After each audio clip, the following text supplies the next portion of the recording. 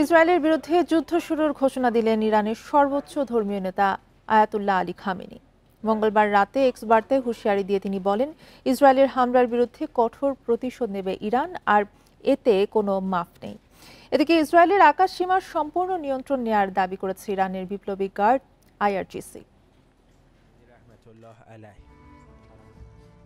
যুদ্ধ শুরু হলো। ইসরায়েলকে এবার এই কড়া বার্তা দিলেন ইরানের সর্বোচ্চ নেতা আয়াতুল্লাহ আলী খামেনি। এক্স বার্তায় তিনি বলেন, সন্ত্রাসী শাসনের বিরুদ্ধে কঠোর জবাব দেবে ইরান, আর এতে কোনো দয়া দেখানো হবে না। যুদ্ধের ঘোষণা দিয়ে ৭ম শতাব্দীতে ইহুদিদের বিরুদ্ধে খাইবারের যুদ্ধে বিজয়ের কথা মনে করিয়ে দিয়ে তিনি বলেন, আলী খাইবার ফিরে এসেছেন। ১৩ জুন থেকে ইরান ইসরায়েলের চলমান সংঘাতের মধ্যেই একের পর এক হত্যার হুমকি পাচ্ছেন খামেনি। তবুও আপোষ করতে নারাজ তিনি।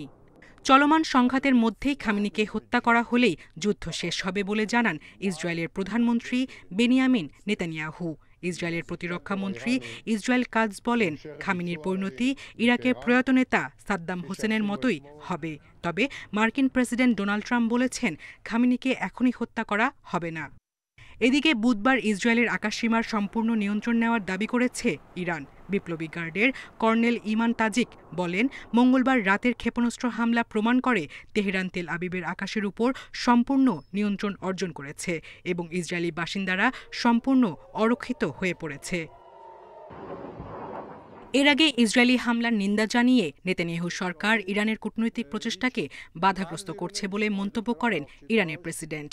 সেই সাথে ইসরায়েলের হামলা অব্যাহত থাকলে অঞ্চল কখনোই শান্তি দেখবে না বলেও জানান মাসুদ পেজেশকিয়ান।